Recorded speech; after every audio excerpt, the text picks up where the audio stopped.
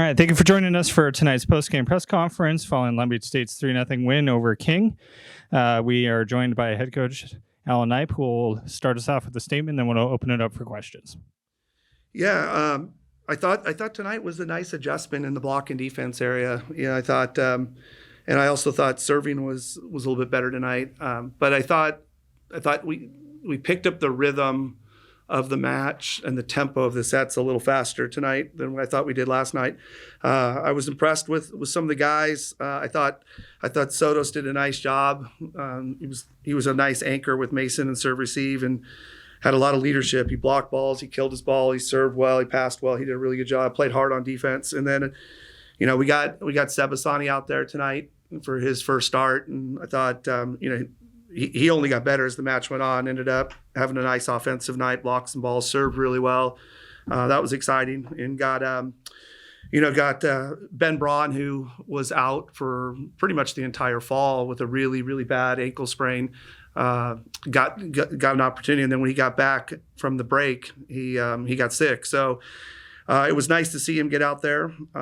We got some different guys off the bench to do some different things, some serving with Dane Hillis and Sebastian Rodriguez, and then both of the two opposites, Daniil and Nato Dickinson, I thought did a really nice job. They both hit their ball at a high point, hit for a high number, and both blocked some balls and hit their serve. So, I think we accomplished what we wanted. We wanted to continue to play well. We wanted to play hard. We wanted to be clean as possible, but we wanted to use different pieces, different nights to get some guys out there and get some experience and get them ready for the rest of the season when those matches come that we're going to need to dig into our bench a little bit. That's what I was going to ask you about. Was it kind of a set plan coming into Friday, Saturday of did you have the lineup set on Wednesday so guys knew, or you knew at least what different guys were coming in? Was that sort of planned out? Yeah, I don't know if they knew on Wednesday the detail of it, but they knew that there was going to be a couple of normal pieces that have been out there the last couple of weeks, both nights out there, and then we're going to move a lot of pieces around them. So I think everyone was prepped for that. We're a fairly big team as far as numbers go, so we probably didn't even get as many moves in as that we would have liked. But I think we got a lot in both nights, and I was super impressed with what the guys did. And it's not that it surprises me they did what they did. It's just nice to see the transfer from the gym into the arena and just get out there and feel so comfortable. And I think the leadership of some of the guys, like Aiden and Mason and Sodi, did a really good job of keeping the other guys calm and prepped and prepared for the next play, as did Skylar and Simon and those guys last night. So, and Clark. So, you got a situation where Clark only played 2 sets the whole weekend, and he's arguably been maybe the best outside hitter in the country to start the season. So that's good for us.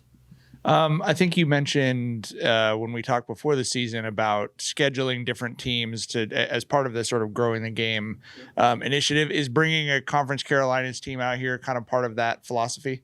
Absolutely. That's important. And they're, they've been really good the last couple of years, and they've represented the Conference Carolinas in the NCAA tournament. So, you want to continue to give opportunities to those teams. At the same time, part of the selection criteria at the end of the season is playing teams from all the different conferences, and they're going to go back and if you look at their schedule, who they played at the beginning of the season, they played a lot of really good teams. So I expect them to go back and have a really nice conference. They very well could represent that conference back out here later on in May.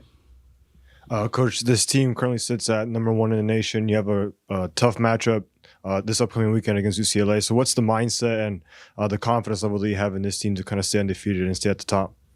Yeah, I mean, our guys are excited for the upcoming weekend, but I think the most important thing for us is to stay present in how we prepare for the week. So we want to there's a lot you can learn from a win. So you don't have to lose to just figure out some things. So we have a list of things we know we can be better at.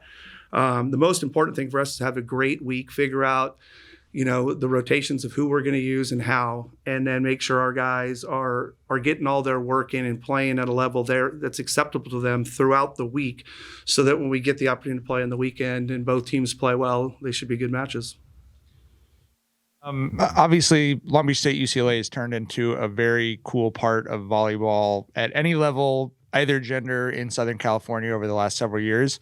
How much have you and John talked about that in keeping the Friday, Saturday, back-to-back home and away? Like, how conscious are you guys of how important this match has become to the volleyball community? Yeah, I mean, it hasn't taken a lot of dialogue with both of us to recognize that they're special matches. It's great for both teams, and both universities are able to have big crowds. That maybe the biggest crowds of the year both times when we play up there and they play down here. It was a couple of years ago that we decided, hey, it's too good for us as a program, too good for them, and too good for the sport, and too good for Southern California volleyball, not to just make sure we keep this going. So we're not revisiting it. We just schedule it, and I think it's good for the game, and I think people want to see it. Coach, you touched on this a little bit, but you have 15 different players play tonight, and across the sets, really consistent 435, 438, 438 hitting. I mean, that's obviously got to make you happy seeing everybody just be able to slot in and out like that. Yeah, it's you hear the term a lot of times, next up, and usually next up comes when there's an upgrade because of someone's sick or they're struggling or whatever the deal is. Tonight was a little bit more of a planned out next up. And it's not the easiest thing in sports to be able to stand there for an hour after warmups and then come in, whether you're coming in to serve or you're coming in to play. So I'm really happy with that part of the progression some of our young guys are making, because you got to remember, everybody on our roster was the best guy in their club team, best guy in their high school. They've been playing in all their matches. They don't come out. They haven't been getting subbed into games. These are new moments, and then to play in a match and where it matters and to play in the pyramid, getting as many people on the court is good for us, but also for them to go out there and be confident enough and freed up enough to not make it look like it's super stressful means that the gym's creating the environment to prep them for matches, and that's what I'm really proud of. All right, thanks, Coach. Awesome. Thank you, guys.